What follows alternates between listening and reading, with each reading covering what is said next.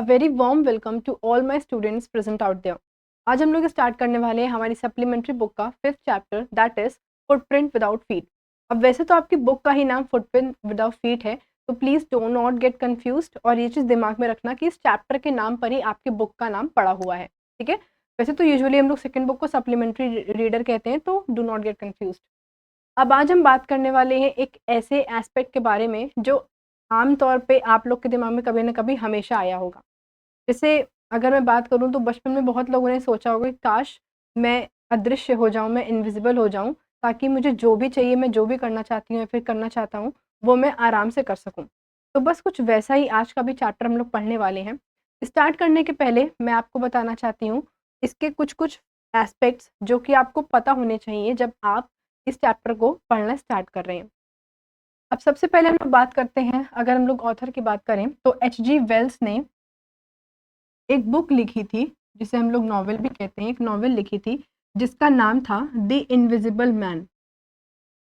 The invisible man, और इसी novel पे बेस्ड है ये आज की हमारी story that is footprint without feet. ठीक। अब इनविजिबल मैन की कहानी कुछ इस तरह से है कि अगर आप लोग सोचे नॉर्मली भी, तो इनविजिबल मैन है तो सिंपल सी बात है मैम, एक अदृश्य इंसान के बारे में बात की जाएगी। अब इसका जॉनरा है साइंस फिक्शन। Science fiction. अच्छा, जॉनरा जितने लोग को नहीं पता है मैं आप लोगों को बता देती हूँ कि लिटरेचर में जो फॉर्म्स ऑफ राइटिंग होती है उसको हम लोग जॉनरा कहते हैं। ठीक है, जॉनरा को बेसिकली हम लोग कैसे क्लासिफाई करते हैं, जैसे आपने पोएट्री पढ़ी है, ठीक है, पोएट्री होती है, नॉवेल्स होती हैं, फिक्शन और नॉन फिक्शन, ये दो तरीके की आपको नॉवेल्स मिल सकती हैं। ठीक है, उसके बाद प्रोज होता है। Prose is basically a short essay type जो होता है उसे हम लोग शॉर्ट स्टोरी या फिर ऐसे टाइप होता है जो उसे हम लोग प्रोज कहते हैं। ठीक।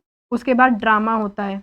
ड्रामा में भी अलग अलग एस्पेक्ट्स होते हैं, ठीक, जैसे ट्रैजिक हो गया, कॉमेडी हो गया, रोमांटिक ड्रामा हो गया, ये सारी चीज़ें। तो जॉनरा इसका क्या है, साइंस फिक्शन। हम लोग यहाँ पे स्पेसिफिकली बात करेंगे फिक्शन से समझ में आता है हम लोग को जो चीज़ हमने खुद से बनाई है, जो हम लोग खुद से अपने ही दिमाग में इसको अराइज कर रहे हैं, खुद के आइडियाज़ क्रिएट कर रहे हैं। यहाँ पे प्रैक्टिकलिटी से कोई रिलेशनशिप नहीं है। अब जैसे अगर हम लोग इस चैप्टर के बारे में स्पेसिफिकली बात करें तो इस चैप्टर में जो प्रोटैगनिस्ट है जिसका नाम ग्रिफिन है, जितनी भी चीज़ें मैं अभी आपको बता रही हूँ ना सिर्फ दिमाग में रखते जाओ, क्योंकि ये आगे आपको स्टोरी को समझने में और काम आने वाला है। अब इस चैप्टर का जो प्रोटैगनिस्ट है ग्रिफिन, वो एक इनविजिबल मैन बन जाता है। कैसे बनता है, क्यों बनता है, ये सब अभी हम चैप्टर में पढ़ने वाले हैं, बट अभी मैं आपको थोड़ा एक ओवरव्यू देना चाहती हूँ। तो जो ग्रिफिन है वो एक इनविजिबल मैन होता है। अब again if I ask you कि क्या इनविजिबल हो जाना पॉसिबल है? आप कुछ ऐसा पोर्शन या फिर ऐसा कुछ भी चीज़ केमिकली टेस्ट करके लैब में जाके कितना भी करके कुछ भी कर लो, बट आप इनविजिबल नहीं बन पाओगे। ऐसा कभी पॉसिबल नहीं होगा कि आप इनविजिबल हो जाओ। आपकी जो बॉडी है वो दिख ही ना रही हो, बट आप सब कुछ फ़ील कर रहे हो, बट आप दिख नहीं रहे हो, बस दैट्स इट। तो ये पॉसिबल नहीं है, इसीलिए हम लोग ने इसको फ़िक्शन बोला गया है। और साइंस साइंस मतलब क्या होता है? जिस चीज़ों में विज्ञान हो, मतलब दिमाग लगाना हो। तो यहाँ पे बेसिकली साइंस का आपका एक सब्जेक्ट है जिसे हम लोग कहते हैं केमिस्ट्री। तो यहाँ पे उसी केमिस्ट्री का इस्तेमाल हुआ है जिसकी वजह से इसे हम लोग साइंस फ़िक्शन कहते हैं। अब आप लोग अगर दिमाग में ये चल रहा होगा कि मैम स्टोरी ना बता के ये सारी चीज़ों के बारे में इतना क्यों ज्ञान दे रही हैं? तो ये सब आप लोग को पहले से अगर पता रहेगी तो चीज़ों को और ज़्यादा अच्छे से आप समझ सकते हैं। तो ये तो मैंने आपको थोड़ा-सा एक ओवरव्यू दे दिया। अब मैं आप लोग को एक और बात बताती हूँ। आप लोगों ने एक मूवी देखी होगी, सीरीज़ है इसकी, हैरी पॉटर, जिसे लिखा है जेके रोलिंग ने। ये एक नॉवेल थी जिसे जेके रोलिंग ने लिखा था। और मैं सिर्फ सॉरी, मैं सिर्फ आपके जीके के लिए बता रही हूँ कि जेके रोलिंग जो थी जेके रोलिंग एक फीमेल ऑथर है, एक फीमेल ऑथर है जिन्होंने इतनी बेहतरीन और इतनी फिनोमिनल नॉवेल जो है वो डिप्रेशन के टाइम पे लिखी थी। मतलब जब वो एकदम डिप्रेस थी, वो डिप्रेशन के स्टेट में थी, उस वक़्त इन्होंने इतनी बड़ी नॉवेल, इतनी फिनोमिनल नॉवेल हम लोग को प्रोवाइड करी थी। अब इसी नॉवेल के बेसिस पे एक न पूरी फ़िल्म की सीरीज़ बनी थी जिसका नाम था हैरी पॉटर। अब जितने लोगों ने देखा होगा वो लोग मुझसे कनेक्ट कर पा रहे होंगे। तो उसमें जो फ्रेड और जॉर्ज थे, जो रोनाल्ड वीज़ली के भाई थे, उन्होंने हैरी पॉटर को मैरोडर्स मैप दिया था। ठीक है? जिसे हम लोग हिंदी में मनचित्र मंथन के नाम से जानते हैं। जितने लोगों ने हिंदी में देखी होगी तो उन लोग को मनचित्र मंथन से समझ में आ जाएगा, जितने लोगों ने इंग्लिश देखी होगी उन लोग को मैराडोर्स मैप के नाम से समझ में आ जाएगा। तो आपने देखा होगा ना उस मैप में उसको फुटप्रिंट्स दिखाई देते हैं, निशान दिखाई देते हैं किसी के चलने के, और नाम लिखा रहता था ऊपर। बट वहाँ पे फिजिकली वो उसको देख नहीं सकता था कि स्पेसिफिकली मतलब वो कैसा दिखने में है, जो भी इंसान वहाँ पे चल रहा है वो दिखने में कैसा होगा, ये सारी चीज़ें उसको नहीं दिख सकती थी। तो बस कुछ वैसा ही यहाँ पे भी है, ठीक है? तो ये तो कुछ बेसिक इन्फॉर्मेशन थी जो मैं आप लोग को प्रोवाइड करना चाहती थी इस चैप्टर के स्टार्ट होने के पहले, ताकि एक बेटर और क्लियर अंडरस्टैंडिंग बन जाए थ्रू आउट द चैप्टर। अब हम लोग बिना किसी देरी के अपना इस चैप्टर को स्टार्ट करते हैं, ठीक है? तो आप लोग स्पेसिफिकली, मैं पहले से थोड़ा-सा ऐसा डिस्क्लेमर टाइप का दे दूँ कि थोड़ा-सा पिक्चर्स पे और जो मैंने आपके लिए जितनी भी फ़ोटोज़ वगैरह इमेजेस प्रोवाइड करी हैं, उस पे थोड़ा-सा ज़्यादा ध्यान देना। बाकी जो मैं बोलती जाऊँगी इसको एक स्टोरी की तरह समझना, तो एकदम चीज़ें क्लियर हो जानी है, ठीक है? तो ये स्टार्ट होती है ये स्टोरी मिस्टीरियस फुटप्रिंट से। मिस्टीरियस मतलब क्या होता है? जो चीज़ रहस्यमयी हो, जिसके बारे में जानने को आप क्यूरियस रहते हो ना कि ये आखिर ये ऐसे कैसा है, ठीक है? वो होता है ना राज़, जिसे हम लोग कहते हैं, उसको हम लोग कहते हैं मिस्ट्री। तो यहाँ पे एक मिस्टीरियस फुटप्रिंट है। अब इसका क्या मतलब हुआ? चलिए आगे पढ़ते हैं हम लोग। The story begins with two boys in London observing fresh footprints in the snow with no person visible which startles them। अब यहाँ पे स्टोरी की शुरुआत में हम लोग को बता दिया जाता है कि 2 बच्चे होते हैं यहाँ पे, जैसे कि आप देख सकते हैं 2 बच्चे हैं और उनके सामने से स्नो में, लंदन की बात है ये, अगेन आपको सेटिंग याद रखनी पड़ेगी कि सेटिंग लंदन की है। ठीक, सेटिंग मतलब होता है कौन-कौन सी प्लेसेस यूज़ हुई हैं उस पर्टिकुलर स्टोरी में बताते हुए। तो लंदन में अब 2 बच्चे छोटे-छोटे थे, वो देख रहे थे कि स्नो में पूरे बर्फ गिरी हुई है और वहाँ पे पैर के निशान जो है वो एक-एक इंसान के जैसे-जैसे कोई चलता है तो पैर के निशान पड़ते जाते हैं। तो वैसे ही पैर के निशान बढ़ते जा रहे थे। बट वहाँ कोई इंसान नहीं था कि कोई इसे देख सके कि हाँ, इस इंसान के पैर के निशान हैं, बस वो पैर के निशान बनते जा रहे थे। तो ये चीज़ देख के वो दोनों जो छोटे-छोटे बच्चे थे, उन लोग को हैरानी हुई कि ये ऐसे कैसे हो सकता है कि पैर के निशान बन तो रहे हैं, लेकिन किसी इंसान को हम लोग देख नहीं पा रहे हैं, ठीक है? Griffin's invisibility experiment. अब यहाँ पे एक छोटा-सा प्रोलॉग, इस पर्टिकुलर पूरे सीन को हम लोग प्रोलॉग कहेंगे। प्रोलॉग बेसिकली इसे कहते हैं किसी चैप्टर के या फिर किसी स्टोरी के स्टार्ट होने के पहले हम लोग एक छोटा-सा क्या कहते हैं सीन कह सकते हो, एक छोटी-सी सीन पहले से हम लोग प्रोवाइड करके रखें, उसके बाद हमारी असली स्टोरी स्टार्ट होगी, उसे हम लोग प्रोलॉग कहते हैं। और इसी का जस्ट ऑपोज़िट होता है एपिलॉग। इसी के जस्ट ऑपोज़िट हम लोग जो होता है उसको कहते हैं हम एपिलॉग। एपिलॉग का मतलब होता है चैप्टर के एंड होते वक़्त, किसी भी स्टोरी के एंडिंग पार्ट में जो छोटी-सी सीन हम लोग प्रोवाइड करते हैं उसको हम लोग कहते हैं एपिलॉग, ठीक है? तो ये तो मैं कुछ-कुछ बीच में जो आपके जनरल चीज़ें हैं वो सब मैं आपको बताती रहूँगी जो कि आपको पता होने चाहिए एज़ अ स्टूडेंट। तो अब हम लोग वापस आते हैं, अब यहाँ पे हमारी जो स्टोरी है वो स्टार्ट हो रही है और हम लोग को यहाँ पे बताया जा रहा है ग्रिफिन के एक्सपेरिमेंट के बारे में। ग्रिफिन मैंने आपको पहले ही बता दिया is a protagonist of this story. Griffin becomes invisible after conducting an experiment on himself where he uses chemicals to alter the refractive index of his body, rendering it transparent। अब क्या था कि वो अपने लैब में गया और क्योंकि वो एक साइंटिस्ट था तो उसको ऑब्वियसली एक्सपेरिमेंट करना बहुत ही पसंद होगा। तो उसने अलग-अलग तरीके से एक्सपेरिमेंट करके कुछ-कुछ केमिकल्स मिला के ऐड ऑन करके जो भी उसने अपना प्लान वगैरह किया होगा, वो सारी चीज़ें उसने करके उसने एक पोशन तैयार किया और उस पोशन को पीते ही उसकी जो बॉडी था ना वो पूरी ट्रांसपेरेंट हो गई, ठीक है? अब अगर हम लोग देखो अगेन टेक्निकली सोचें अगर, तो अगर हमारी स्किन की बात करें, तो हमारे स्किन के अंदर हमारी वो कुछ टिश्यूज़ होते हैं, फिर ढेर सारी मसल्स होती हैं, नर्व्स होती हैं, ठीक है? उसके बाद ऑर्गन्स होते हैं, तो ये सारी चीज़ें दिखनी चाहिए अल्टीमेटली, बट यहाँ पे उसकी पूरी की पूरी बॉडी ही गायब हो चुकी थी, ठीक है? उसको छू सकते थे, फ़ील कर सकते थे, बट उसको हम लोग देख नहीं सकते थे, it was invisible. Then challenges of invisibility. अब देखो किसी ना, अब जब हर चीज़ के फ़ायदे होते हैं तो नुकसान भी तो होते ही होते हैं। जब आपने बचपन में ऐसे सोचा होगा कि काश मैं एक इनविजिबल इंसान बन जाऊँ ताकि मुझे जो करना है मैं वो कर सकती हूँ। मैं जहाँ जहाँ जाना चाहूँ चली जाऊँ, किसी को दिखेगा भी नहीं, कुछ पता भी नहीं चलेगा। तो होता है कि अलग ही एक्साइटमेंट, एक एडवेंचरस ट्रिप पे चले जाते हो आप। लेकिन वो चीज़ कहीं न कहीं आपको पता है वो शॉर्ट टर्म के लिए होती है। ठीक, वो जो चीज़ें आप सोचते हो वो शॉर्ट टर्म के लिए, क्योंकि आपने कभी बैठ के ये नहीं सोचा कि अगर मैं लॉन्ग टर्म के लिए या फिर हमेशा के लिए इनविजिबल हो जाऊँ, तो मैं कैसे रहूँगी?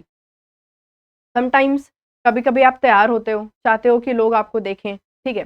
कभी-कभी आपने मान लो कोई फ़ोटोज़ क्लिक करी या फिर कुछ भी किया, जिसमें ऐसा एस्पेक्ट बनाया कि जहाँ पे हम चाहते हैं कि लोग मुझे देखें, बट क्योंकि आप इनविजिबल हैं तो लोग आपको देख नहीं सकते। तो कोई भी चीज़ के जैसे एडवांटेजेस होते हैं वैसे डिसएडवांटेजेस भी होते हैं, तो वैसा ही इसके साथ भी हो रहा था।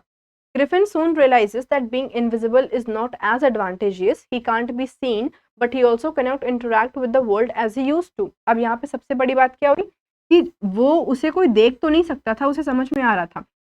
क्योंकि अब इसमें डिसएडवांटेज क्या था कि अब वो बाकी पहले की तरह जैसे वो पहले लोगों से बात करता था, मिलता था, यूजुअली हम लोग क्या करते हैं हैंडशेक करते हैं, वेस्टर्न कल्चर में हैंडशेक करते हैं, तो ना वो किसी से हाथ मिला सकता था, मतलब उसकी लाइफ इट्स वो बहुत ही अलोन फील करने लगा था। ठीक है, तो यहाँ पे एक और एस्पेक्ट आपको देखने को मिलेगा एलियनेशन का, आइसोलेशन का। जब आप थोड़े से अलग होते हो तो आप अकेले हो जाते हो। ये वाला जो कॉन्सेप्ट है वो हमारी सोसाइटी में स्पेसिफिकली चलता है कि कोई भी इंसान, जैसे आपने देखा होगा यूजुअली एक यहाँ पे सोसाइटी का माइंडसेट भी हम लोग को देखने को मिल सकता है।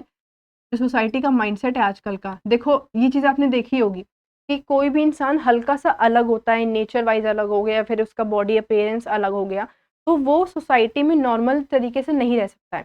मतलब सोसाइटी उसको नॉर्मलाइज नहीं कर पाती है, उसको हमेशा हम लोग स्पेशल बुलाते हैं, या फिर थोड़ा-सा होता है कि जो मान लो कि सोसाइटी में यूजुअली क्या चलता है कि हाँ, सबसे बात-वात करनी चाहिए, सबसे हँसते बोलते रहना चाहिए।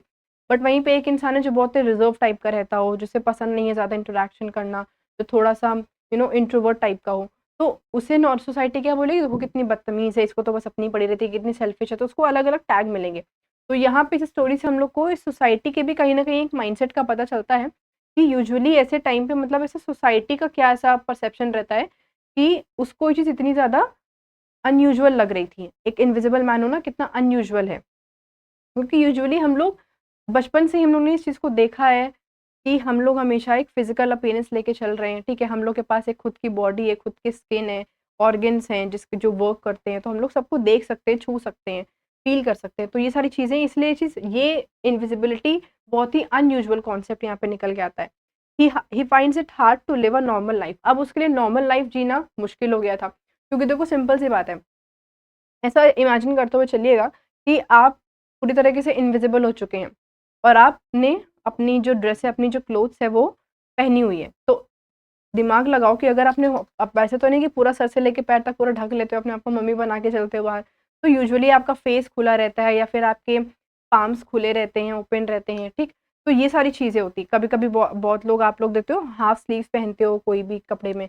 तो जब आपकी बॉडी डिसअपीयर हो जाएगी, इनविजिबल हो जाएगी, तो सिर्फ़ कपड़े दिखेंगे तो it will look like again unusual चीज़ें, कि बस कपड़े दिख रहे हैं, बॉडी है नहीं, इट्स लाइक हवा में कपड़े टंगे हुए हैं। तो वो भी थोड़ा-सा अनयूजुअलिटी में आ जाता है हमारे, ठीक है? तो ये सारे चैलेंजेस भी उसको फेस करने पड़ रहे थे।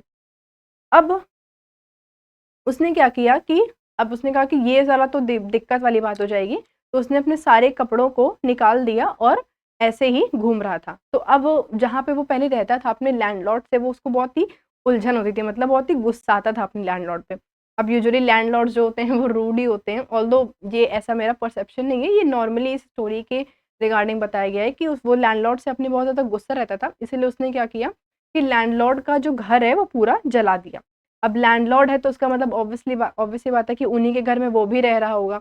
तो वो उसने अपना भी घर जो है वो उन्हीं के साथ-साथ पूरा जला दिया था और फिर उसको उसके पास अब कमरा घर भी नहीं था रहने के लिए, ठीक है? थोड़े बहुत पैसे थे, दैट्स इट। अब उन थोड़े पैसों में वो क्या ही करता? उसके पास कपड़े नहीं है, रहने के लिए कुछ नहीं है, खाने के लिए नहीं है। तो फिर मजबूरी का नाम महात्मा गांधी, तो उसने चोरी करना स्टार्ट कर दिया। अब उसने कहा कि भई अगर जीना है, सर्वाइवल चाहिए तो कुछ ना कुछ तो करना पड़ेगा।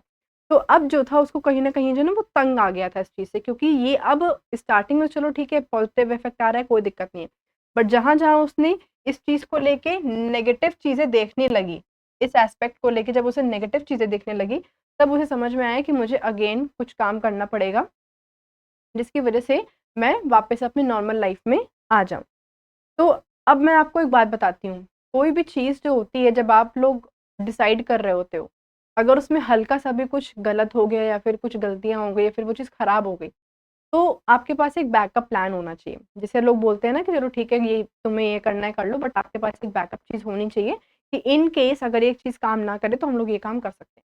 अब प्रॉब्लम ये है कि उसने अपनी इस बहुत बड़ी-सी जो दुविधा थी उसको गले लगा तो लिया था, लेकिन उसके पास इस चीज़ का कोई भी सॉल्यूशन नहीं था। उसके पास यही, उसको पता ही नहीं था कि अब मैं ऐसा क्या करूँ, कौन सी अपनी केमिस्ट्री लगा लूँ, कौन सा पोर्शन बना के पी लूँ कि वापस से मेरी जो लाइफ है वो नॉर्मल हो जाए और मेरी बॉडी मुझे वापस मिल जाए। तो ये सारी चीज़ें देखते हुए उसको थोड़ा-सा लगा कि मुझे थोड़ा-सा टाइम चाहिए अपने साथ, और उसको ये समझ में आई कि मैं अब नॉर्मल तरीके से बाहर नहीं निकल सकता हूँ, मैं ज़्यादा लोगों से मिल नहीं सकता हूँ, अब मुझे अकेले रहना पड़ेगा, क्योंकि अब जितने ज़्यादा लोगों से मिलेंगे, उतनी ही ज़्यादा जो ये वाला अनयूजुअल वाला कॉन्सेप्ट है, जो लोग उससे बात नहीं करेंगे, भई जब कोई दिख ही नहीं रहा तो फिर बात कैसे करेंगे? ऊपर से लोगों के मन में डर अलग से बैठ रहा था कि मतलब ये कौन-सा इंसान है जिसकी बॉडी नहीं है, बट पूरे के पूरे कपड़े उसने पहन रखे हैं। तो ये सारी चीज़ों को ध्यान में रखते हुए, वो क्या, उसने सोचा कि अब ऐसा है कि हम लोग यहाँ से चले जाते हैं। तो वो वहाँ से चला जाता है और पहुँच जाता है एक शहर जिसका नाम है आइपिंग, ठीक है? अगेन ये सेटिंग नंबर 2 है, आपको याद रखनी पड़ेगी। अगर मैं आपसे पूछूँ, एग्ज़ाम में क्वेश्चन आ जाएगा, एमसीक्यू के फॉर्म में ही मान लो आ गया, कि कौन से 2 ऐसे शहर थे जो इस स्टोरी में यूज़ हुए हैं? तो पहला आप बताओगे लंदन और दूसरा होगा आइपिंग। क्लियर हो गया?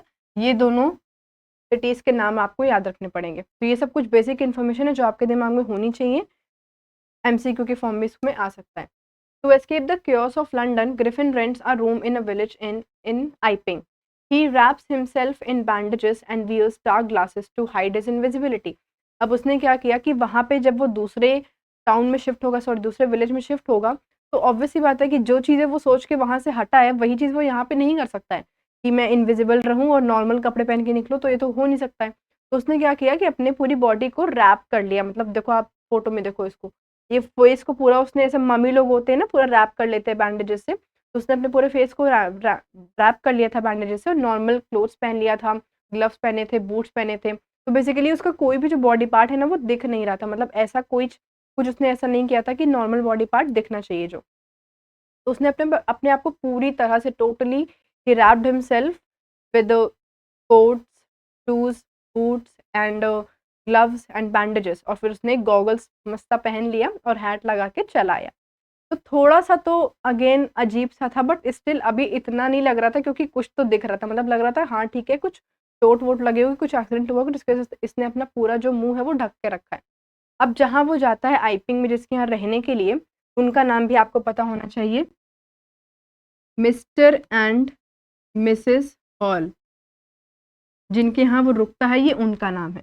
ठीक है? कैरेक्टर्स मैंने आपको बोला था ना, कैरेक्टर का नाम पता होना चाहिए, थीम्स पता होनी चाहिए, और फिर उसमें कौन-कौन से ऐसे सेंट्रल आइडियाज़ दिमाग में रखने हैं आपको, ठीक? तो मिस्टर एंड मिसेस हॉल के यहाँ पे वो जाके रुकता है, और क्योंकि फर्दर क्वेश्चन कोई हमसे ना पूछे कि भई आप कौन हैं, कहाँ रहना है, क्या है? तो उसने होता है ना, पैसा प्रॉब्लम का सॉल्यूशन है, हर प्रॉब्लम का सॉल्यूशन पैसा। बट मैं ये नहीं मानती हूँ, बट मैं आपको बता रही हूँ, इस स्टोरी के कॉन्टेक्स्ट में। तो उसने सोचा कि ऐसा है कि पैसा पहले ही दे देंगे, तो फिर दिक्कत ही नहीं रहेगी, हमसे कोई सवाल पूछा ही नहीं जाएगा। तो उसने जाते ही अपना एडवांस पेमेंट जो है वो कर दिया था, और बोला था कि ऐसा है कि मैं यहाँ पे बहुत इंपॉर्टेंट काम से आया हुआ हूँ, और मुझे बिल्कुल किसी भी तरीके का डिस्टर्बेंस नहीं चाहिए, ना मुझे किसी से मिलना है, ना मुझे कुछ करना है, इसीलिए मैंने आपको पहले से ही एडवांस दे के रखा है, तो मुझे बिल्कुल भी डिस्टर्ब मत करिए।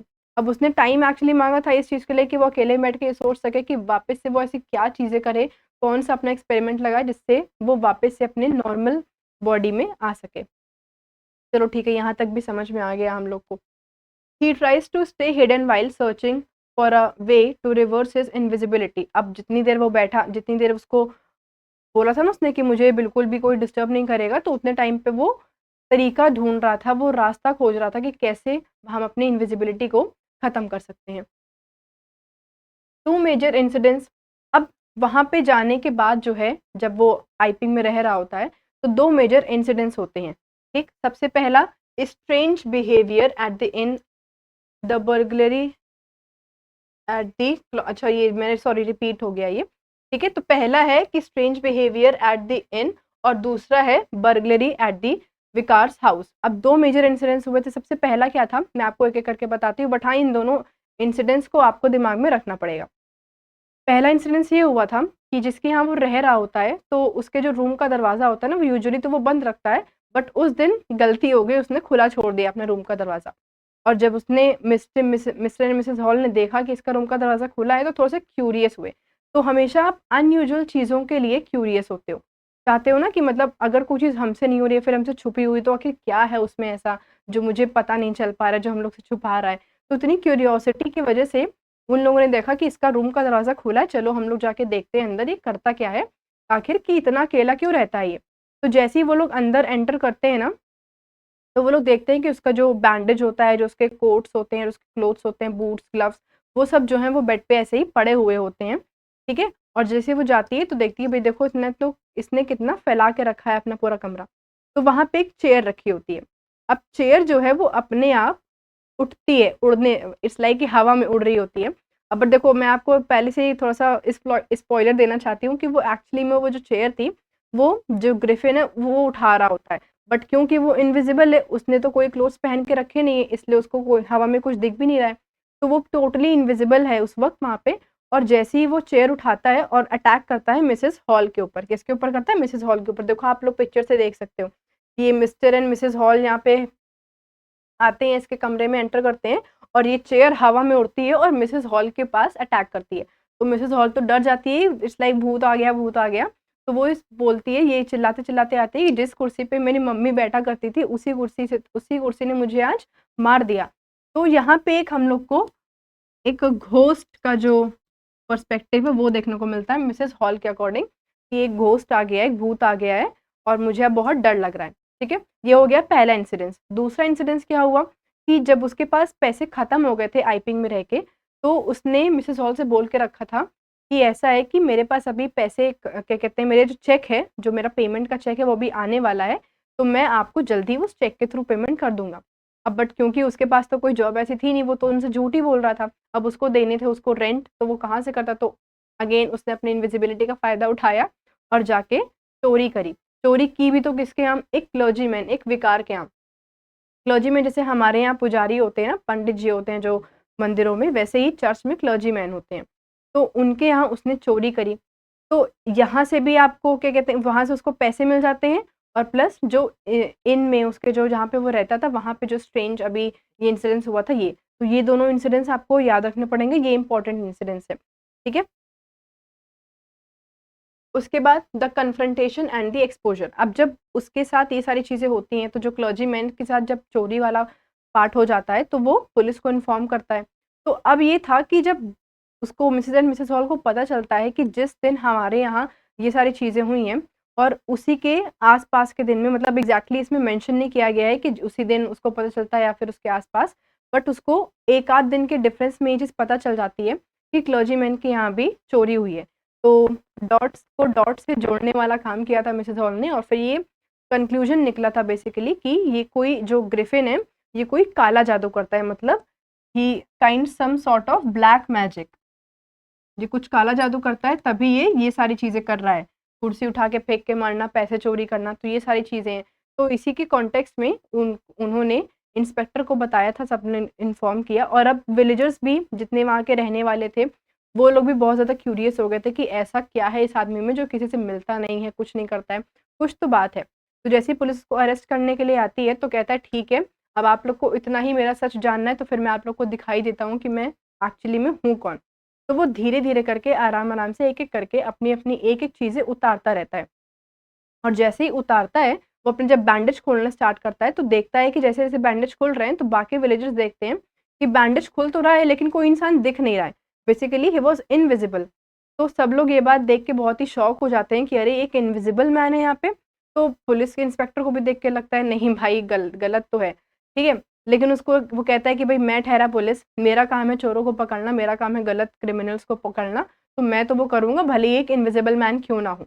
तो अब ग्रिफ़िन डर जाता है, तो वो क्या करता है अपने सारे क्लोथ्स को उतार देता है। अभी सिर्फ़ बैंडेज खोल रहा था, अब उसने क्या किए सारे क्लोथ्स उतार दिए अपने एक साथ और वो टोटली इनविजिबल हो गया और उसने फिर जो पुलिस रहता है उसको एक वो मुक्का खींच के मारता है और कहता है कि ऐसा है कि मैं डिसाइड करूँगा कि मुझे जाना है कि नहीं जाना है। तो उसने अगेन यहाँ पे अपने ही चीज़ों के लिए, मतलब एक सेल्फिश एस्पेक्ट यहाँ पे देखने को मिलेगा।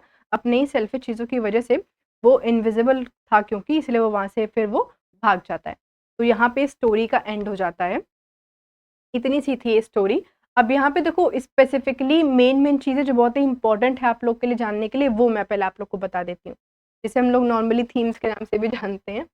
तो अगर मैं आपको बताऊँ कि इसमें थीम्स क्या-क्या हैं, तो सबसे पहले मैंने आपको बता दिया था कि ये एक साइंस फ़िक्शन है, जिसे आप लोग आजकल की भाषा में तो साई-फाई, साइंस फिक्शन जिसे हम लोग कहते हैं, ठीक?